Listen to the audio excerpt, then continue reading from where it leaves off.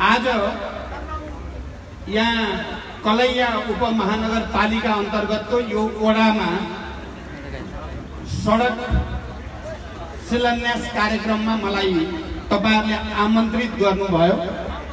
वडा अध्यक्ष र वडाका सबै पदाधिकारी र यहाँ उपस्थित सबै जनसमुदायप्रति हार्दिक धन्यवाद ज्ञापन गर्न चाहन्छु।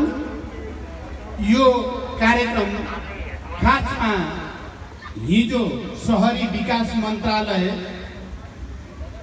मेरो नेतृत्व अन्तर्गत चल्ने पार्टी त्यति बेला को हातमा थियो र शहरी विकास मन्त्रालयको सदन शहरी विकास कार्यक्रम अन्तर्गत केही रकम यहाँ निकासा गरिएको थियो।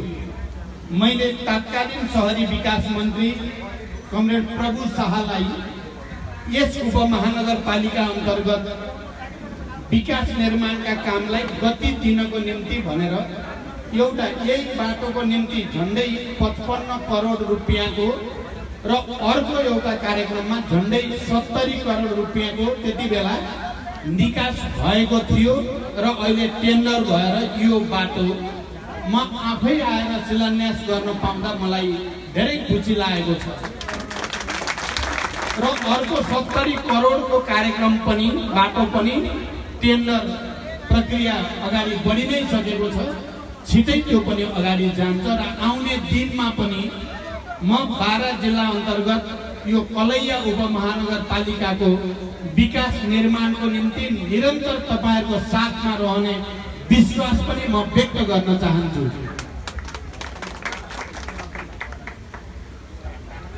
यो विकास निर्माणको प्रक्रियाको सन्दर्भमा म भन्दा पहिला बोल्ने प्रतिनिधि साथीहरूले, प्रतिनिधि सभाका मान्य सदस्यले पनि प्रदेश सभाका मान्य सदस्यहरूले पनि धेरै कुरा राख्नु भएको छ। म सबै कुराको बारेमा विस्तारपूर्वक भन्न त सम्भव देखेको छैन, तर केही विषयमा भने मैले राख्नै पर्ने तपाईहरुको अगाडि लागेको छ। र प्रतिनिधि सभाका सदस्यले भन्नुभयो, उहाँले भन्नुभयो कि प्रमुख अतिथिले भोजपुरी बुझ्नुहुन्न, यहाँको जनताले चाहिँ पहाडिया भाषा बुझ्दैनन् भन्नुभयो। मलाई त्यो दुईटै कुरा सत्य होइन भन्ने लाग्छ। मैले भोजपुरी पनि बुझ्छु, मैले बुझ्नलाई म बुझ्छु, बोल्न अलिकति अप्ठ्यारो हुने मात्रै हो। म भोजपुरी राम्रैसँग बुझ्छु र मलाई लाग्छ तपाईहरुले पनि मैले बोलिरहेको भाषा राम्रै बुझ्नुहुन्छ। मलाई त्यो विश्वास छ तपाईहरुले राम्रै बुझ्नुहुन्छ। हामी सबैले धेरै भाषा बुझ्छौं, तर हाम्रो मान्य सदस्यलाई यदि यहाँको जनताले अलि सजिलो हिन्दी बुझ्नुहुन्छ भन्ने लागेको छ भने म हिन्दीमा पनि बोल्न सक्छु। अगर आप लोग को हिंदी में समझने में ज्यादा आसान होता है तो मुझे हिंदी बोलने में भी कोई दिक्कत नहीं है, मैं बोल सकता हूँ। और उन्होंने कहा कि संविधान की बात, पहले प्रदेश सभा के माननीय सदस्य और बाद में प्रतिनिधि सभा के सदस्य ने भी ये बात सही तरीके से कहा कि नेपाल में ये संघीयता स्थापित करने में, नेपाल में गणतंत्र स्थापित करने में और समावेशी और समानुपातिक मान्यता को स्थापित करने में मेरी नेतृत्व की बहुत बड़ी लड़ाई प्रमुख माध्यम थी। उस लड़ाई में तराई मधेश में ही अकेले मेरे नेतृत्व में 1300 से ऊपर मधेश की बेटा और बेटी का कुर्बानी हुआ है। दूसरे लोग बहुत बड़ी बड़ी बातें तो करते हैं, मैं बहुत गंभीरता से कहना चाहूंगा कि मेरे नेतृत्व के जनयुद्ध के समय में सबसे ज्यादा मधेश में जागरण लाने के लिए, मधेसी जनता की पहचान और अधिकार के लिए सबसे ज्यादा कुर्बानी हुआ है। और मैंने मधेसी जनता की पहचान और अधिकार के लिए मेरी अपनी ही पहल में, मेरी अपनी ही कोशिश में उस समय अंडरग्राउंड रूप में भी मैंने मधेश की सम्मेलन करके और मध्य प्रदेश के बारे में और मधेश सरकार के बारे में पहली बार नेपाल के इतिहास में मैंने घोषणा किया। इसलिए संविधान बनाने की मामले में हो या मधेश में एक राजनीतिक जागरण, पहचान और अधिकार की चेतना विस्तार करने में मेरी जो भूमिका रही है, मुझे गर्व है। उसी भूमिका के चलते ही और मधेश को नेपाल के निरंकुश सामंती तत्वों ने, नेपाल की सामंतवाद का नायकों ने मधेश की जनताओं के दूसरे दर्जे की नागरिक का व्यवहार किया था। मैंने उसके खिलाफ बगावत किया था। मधेश की जनता के पक्ष में देश के सभी विपरीत वर्ग और जाति, समुदाय, भाषा और अभी सभी सांस्कृतिक मूल्य मान्यताओं की जनता के साथ में। इसलिए मैंने कहा था कि मधेश की जनता के साथ मेरा प्रेम है, मेरा सद्भाव है, मेरा विश्वास है, मेरा भरोसा है। और मैंने ये संविधान में संघीयता, गणतंत्र, समावेशी, समानुपातिक मान्यता स्थापित करने में पहली बार मेरी तरफ से पूरी कोशिश की गई है। मुझे लगता है आप लोग ये बात अच्छी तरह से समझते भी है। दूसरी बात, सिंह दरबार की जो अधिकार थे, सभी अधिकार सिंह दरबार में केंद्रित हुआ करता था, लेकिन मैंने अपनी तरफ से पूरी ताकत लगाकर उस अधिकार को जनता के बीच में, गांव घर में, स्थानीय तह में लाने के लिए मैंने काफी मेहनत की।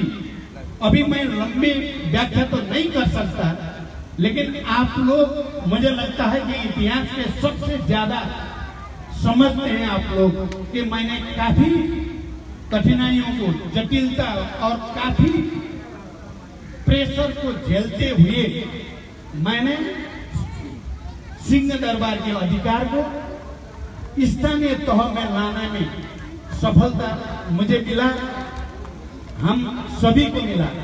अगर आपकी साथ नहीं होता, आप लोग की समर्थन नहीं होता, आप लोग की मेरे ऊपर भरोसा नहीं होता, क्या मधेश, क्या पहाड़, क्या हिमालय, सभी लोग, सभी क्षेत्र के, सभी इलाके की जो उत्पीड़ित समुदाय है, उन सभी पर अगर मेरे ऊपर भरोसा नहीं होता तो सिंह दरबार के अधिकार आज जिस तरीके से गांव पालिका और नगर पालिका के रूप में, ये कोई गांव पालिका और नगर पालिका कोई गांव पंचायत नहीं है, ये कोई गांव विकास समिति नहीं है, ये स्थानीय सरकार है।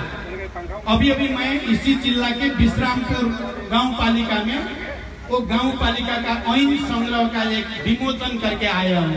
पहली बार स्थानीय तह एक स्थानीय सरकार के रूप में, वहाँ पे कार्यपालिका रहेगी, वहाँ पे न्यायपालिका की भूमिका रहेगी और वहाँ व्यवस्थापिका की भूमिका रहेगी। ऐसा एक शक्ति संपन्न स्थानीय सरकार नेपाल के इतिहास में पहली बार हुआ है।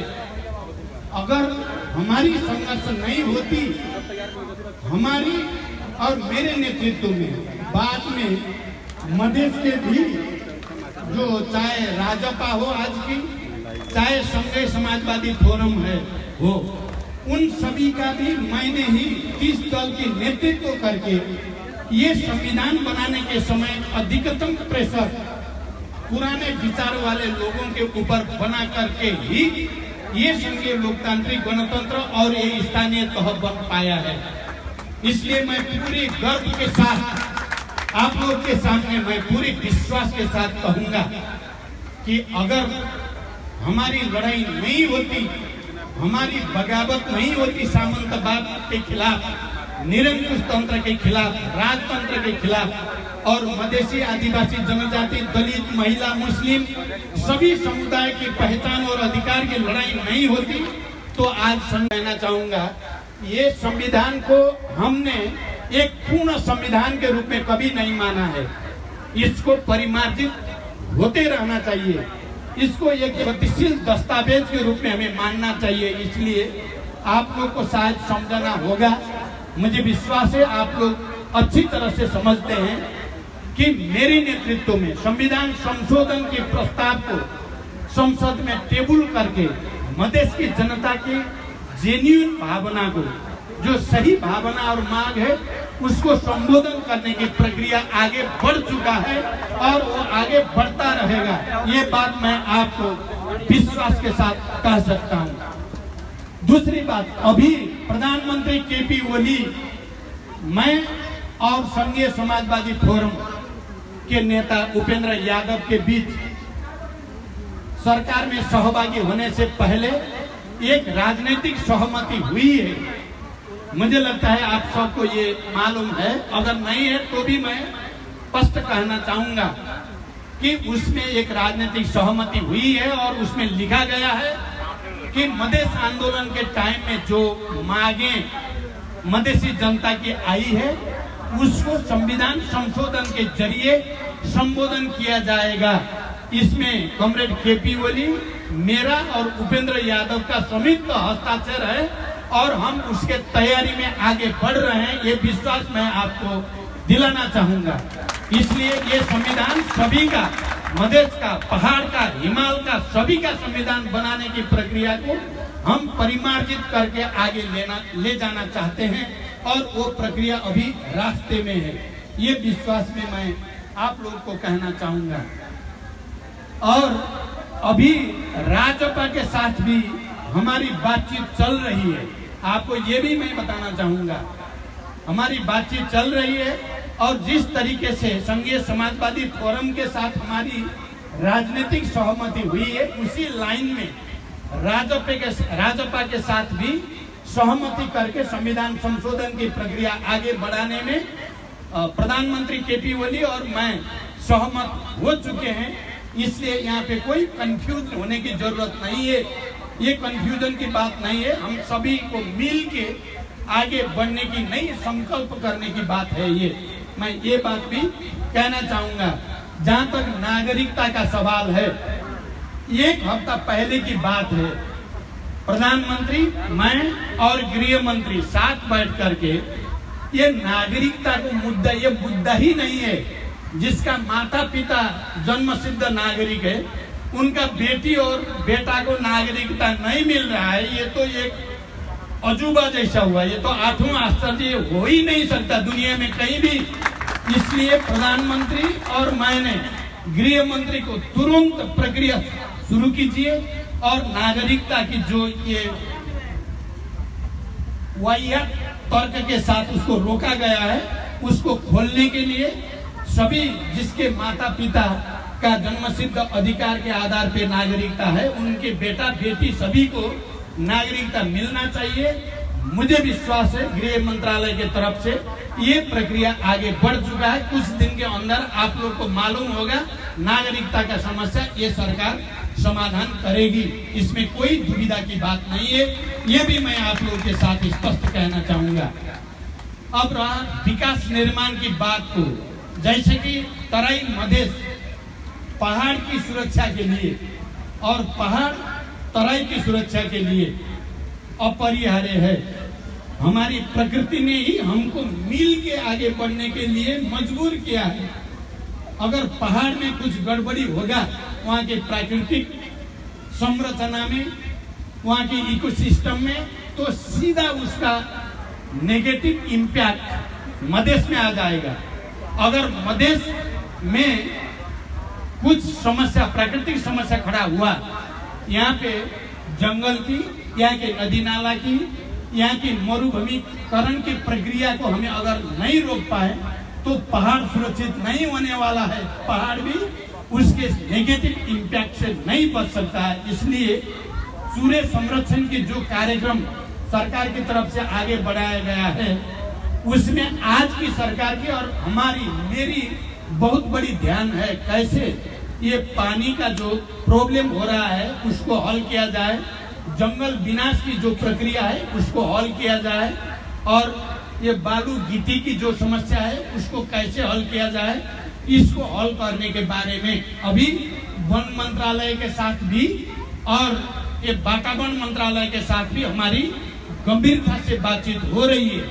मैं आप लोग से विशेष रूप से अनुरोध करना चाहूंगा कि हमारी भविष्य एक दूसरे के साथ इस तरीके से जुड़ा हुआ है, पहाड़ और मधेश के भविष्य कि दोनों मिल के काम करके ही हम एक दूसरे की सुरक्षा को सुनिश्चित कर सकते हैं। हमें चिंता है, अगर जंगल की कटानी नहीं रोका गया, अगर सूर्य संरक्षण की प्रक्रिया को एक रणनीति के तहत नहीं आगे बढ़ाया गया तो मुश्किल आ सकता है। इसलिए मैं आप लोग की चिंता को अच्छी तरह से समझता हूँ। ये आप लोग का ही नहीं, ये मेरी भी चिंता है और पहाड़ के सभी लोगों की भी चिंता है। इसलिए चाहे निजगढ़ में इंटरनेशनल एयरपोर्ट बनाने की बात हो या फास्ट ट्रैक जो अब आ रहा है, आप सबको मालूम है, मैंने ही शिलान्यास किया था फास्ट ट्रैक लाने के बारे में और नेपाल आर्मी को उसकी जिम्मेदारी दी गई है। और ये इंटरनेशनल एयरपोर्ट निजगढ़ में बनाने की बात को भी और रेलवे लाइन लाने की बात को भी मुझे लगता है, मैंने अभी अभी विश्रामपुर में भी यही बात कहा कि आप बाराबासी सभी जन समुदाय बहुत भाग्यशाली भी है। आपके यहाँ फास्ट ट्रैक आ रहा है, आपके यहाँ इंटरनेशनल एयरपोर्ट आ रहा है, आपके यहाँ रेलवे लाइन आ रहा है। विकास की दृष्टि से ये सभी ये कनेक्टिविटी के एक इतना बड़ा स्ट्रेटेजिक रोल रहेगा, लेकिन इसके साथ साथ उसका नेगेटिव इम्पैक्ट न पड़े न हो, इसके लिए हमें फिर वन को, जंगल को बनाए रखने के बारे में, रेलवे के विकल्प के बारे में जिस तरीके से आप लोग प्रश्न को उठा रहे हैं, इसमें हम गंभीरता से लेंगे और वैकल्पिक व्यवस्था के बारे में, यहाँ की सुरक्षा को, यहाँ की जमीन की सुरक्षा को, यहाँ की उत्पादन की सुरक्षा को बनाए रखने के लिए हमारी तरफ से कोई कसर बाकी नहीं रखा जाएगा। आदरणीय जन समुदाय, इस तरह आज जिस तरीके से ये सड़क का मैंने शिलान्यास करने का अवसर आप लोगों ने दिया, मैंने पहले ही आप लोगों को धन्यवाद कह चुका हूं और आगे भी ये सड़क संजाल बनाने में और कलैया को जिला की सदर मुकाम के रूप में दाएं बाएं करने की कोशिश हो रही है। इस तरीके से यहाँ से एक बहुत बड़ा डेलीगेशन मेरे वहाँ गया था और मैंने कहा कि ऐसा नहीं होगा। जिला सदर मुकाम अभी नेपाल में 77 जिला सदर मुकाम है, उसका जो भविष्य होगा कलैया का भी वही रहेगा, उससे कम और उससे ज्यादा नहीं होगा। मैंने बहुत स्पष्ट शब्द में कहा है यही होगा। कलैया को ये उप महानगर पालिका बनाने में भी मेरी तरफ से विशेष भूमिका हुई थी, शायद आप लोग को ये मालूम है, नहीं तो यहाँ पे कहीं ना कहीं कुछ न कुछ गड़बड़ी होने की खतरा था। इसलिए मैं कहता हूँ कि आप लोग के साथ कंधे में कंधे मिला करके आगे बढ़ने में मुझे गर्व होता है, कि नहीं, क्योंकि यह जो जागरण आया है उसके साथ मेरा वैचारिक भी और भावनात्मक भी संबंध है। इसके साथ ही साथ यहाँ ये राम जानकी मंदिर और ये जो पोखरी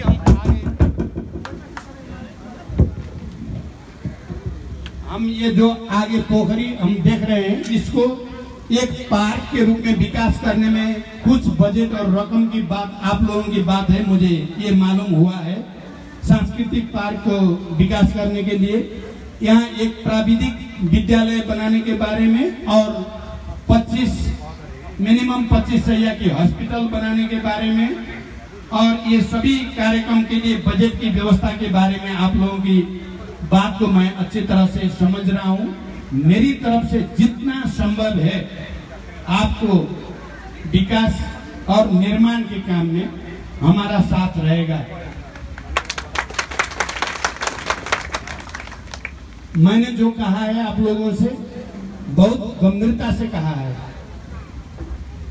और आज ये खतरा तो है। मैंने संविधान में हस्ताक्षर करते समय मैंने नोट ऑफ डिसेंट लिखा था, शायद आप लोग को मालूम है। ये काफी नहीं है, अभी जितना प्राप्त है वो तो हम लेके आगे बढ़ेंगे, लेकिन आगे जाना है हमें।